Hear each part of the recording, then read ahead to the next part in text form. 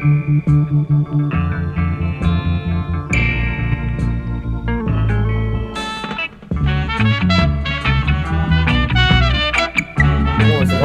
of youths in Spanish Town. Most of my friends went to church. You know, in school, in the community, everybody went to church. Because my father wasn't a Christian. You know, my mother was a Christian who go to church. So we go to church with our mother. But when we come home to our father, is Gregory Isaac and John Holt and Barrington Levy and Rasta music and dancehall music. You know? And so there was always a level of truth and balance for me. You know, I can't even tell you what it was like for my siblings, because you know everybody is affected by them environment in different ways. But the way my environment affected me was it always create a level of balance. So I was never too religious, you know what I mean? And I was never superficially spiritual. You know what I mean? Because when people too spiritual and superficial, you know, when a man I tell us him so spiritual that him is like God, and him is like this and him is like that, not acknowledging that he's also like God, but you have a human body, yeah, and subject to a lot of animalisticness. You know what I mean? So, you know, it's like, yeah, we always have a little balance in our thing. So it was just a revelation, a constant, every day is a constant revelation, because today I realize that some things that I thought was so is not so. Yeah. You know, just this morning. You see, you know, my journey towards Rastafari begin with me acknowledging the purpose in life. That is where, you know, your journey start leading towards Rastafari, because you know that now is time you are becoming a man. And the thing with a man, and when a girl realizes that she's becoming a woman and she start to become conscious of the different stages within her existence, you know that you were once a child who did have to get food from your mother directly, you know.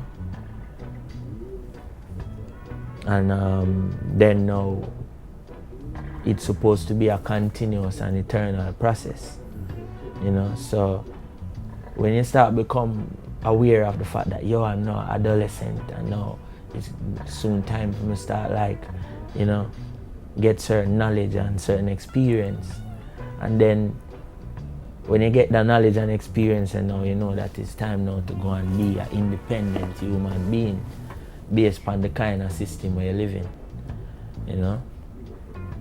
And that's now we realize that Rastafari is the only way that I could really survive.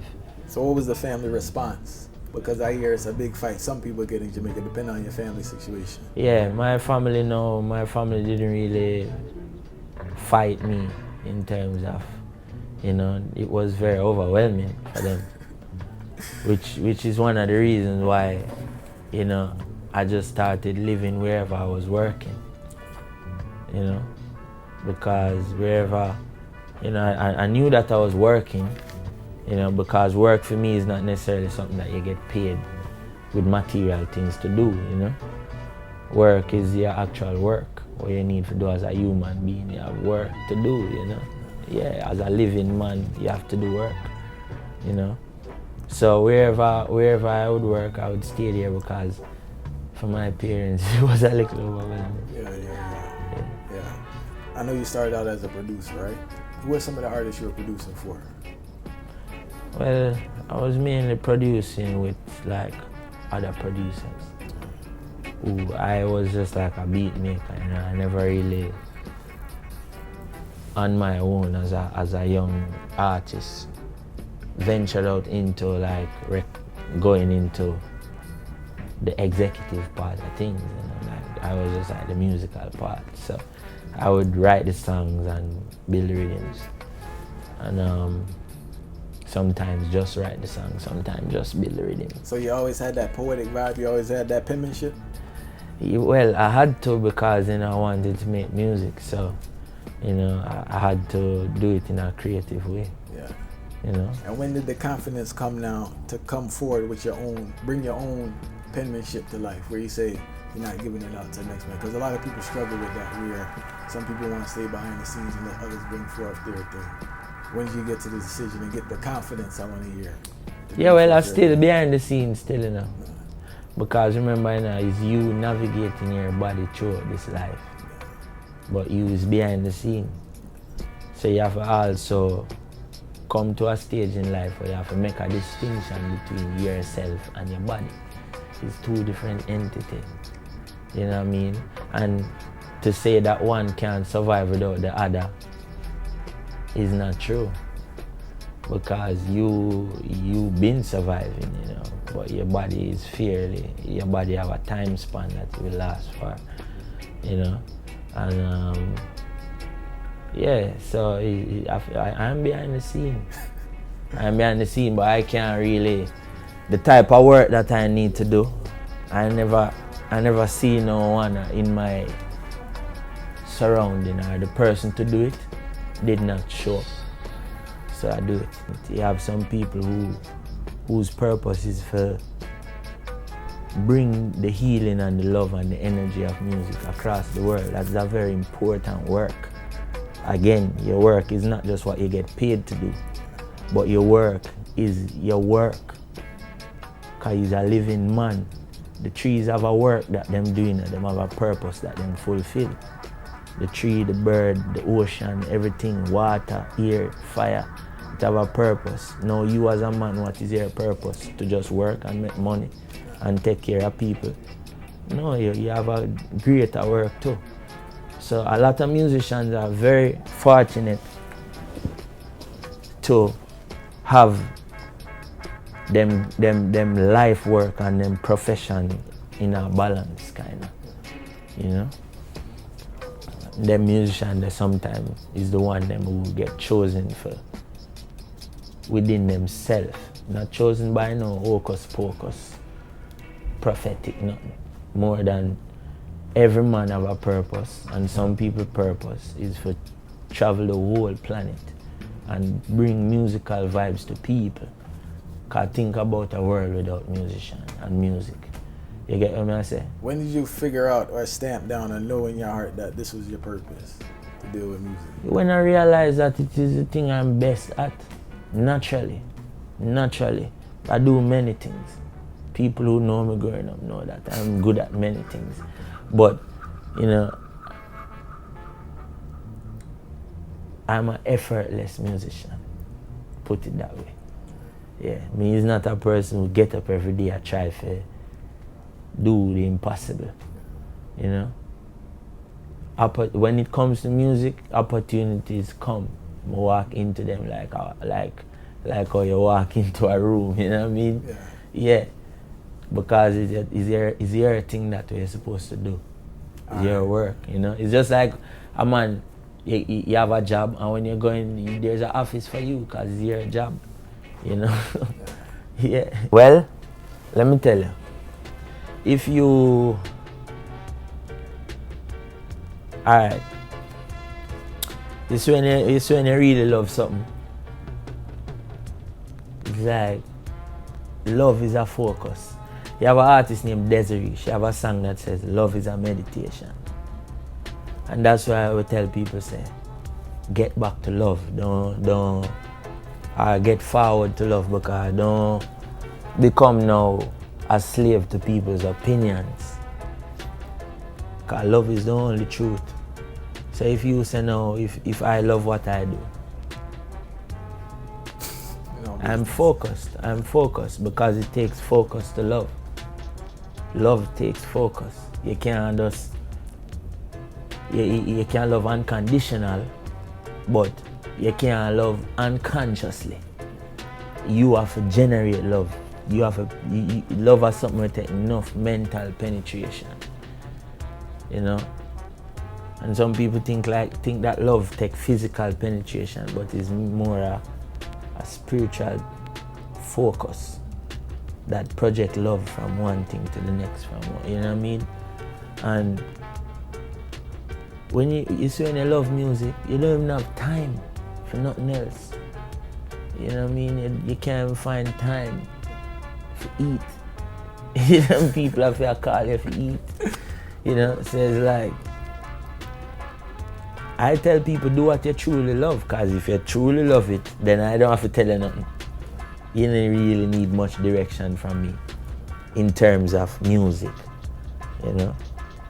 Yeah, I got some really good direction, but the best direction me have was waking up every day and do what I love.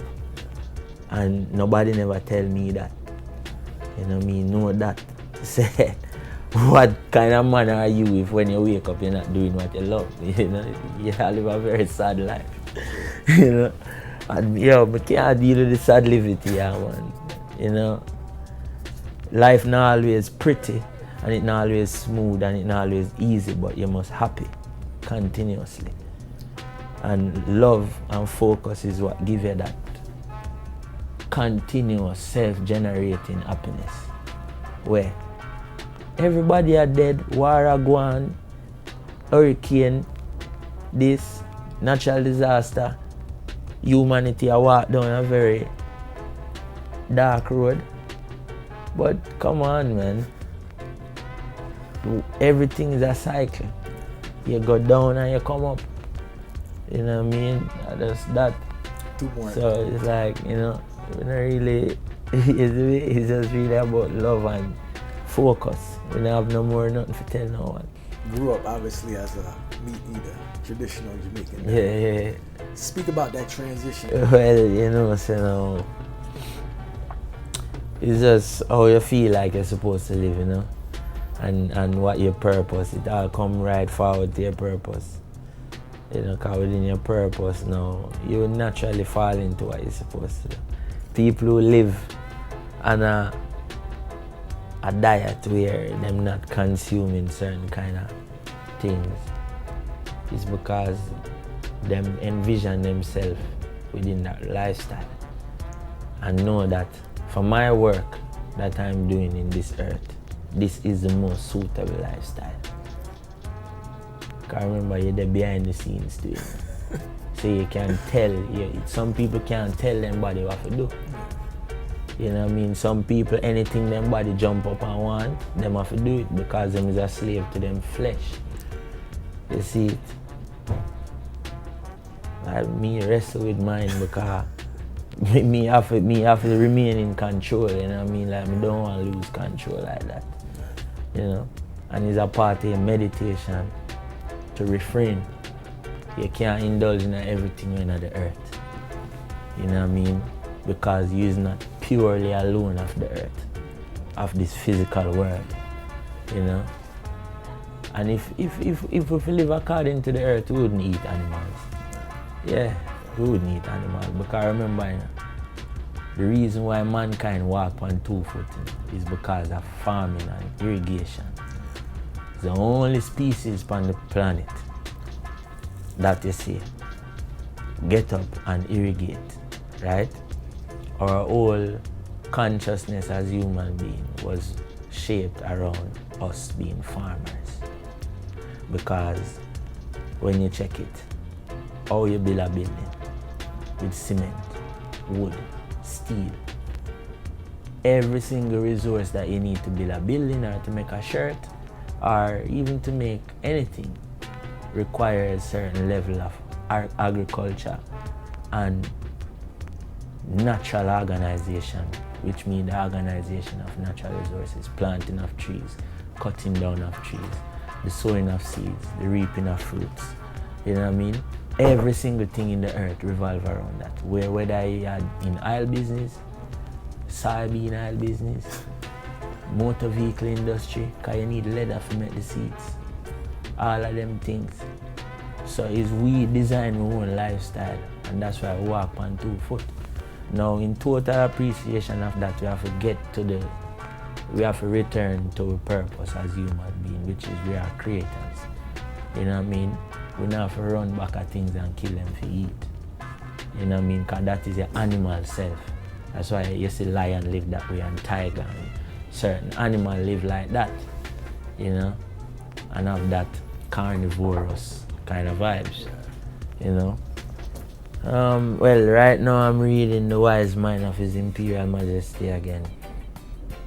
And my friend gave me my friend republished a very pocket one, like a very small pocket one, you know, and it just look very cool and compact. So I have it with me all the time, so, you know, I read it, and, you know, I read the Bible all the time. So. The Bible is probably the most popular thing that I read, you know what I mean, because it's a nice book for really study and everything that's nice. So, you know, if he's not someone who go to university and can study other things and mathematics, you know, if you can afford for study certain things, you can become a great mathematician by reading the Bible. You know, and if you don't have this whole heap of financial whatever for go to a great university or whatever, and you know, you can read the Bible and the Quran and a lot of those books and become great in alchemy and all of these things. Because it shows you the way. Why? And tell you stories that give you insight on how to manifest certain things. You know? Why enough Rastas burn Bible but some Rastas read Bible? What's your views on that? Well, is it a it's Rastafari, you know. It's Rastafari is not a religion, you know. You know, so within Rastafari, you're going to find that for everybody is a personal thing, you know. And there's more things that we share in common than things that we hold personally. But there are still things that we share personally. And some people have been, because you see the Bible is a spiritual book. It's not just a book full of pure junk or whatever. It's a book with spells, riddles, songs, poems, a lot of spiritual content in the Bible. So, like anything spiritual, you have to be very careful how you deal with it, you know.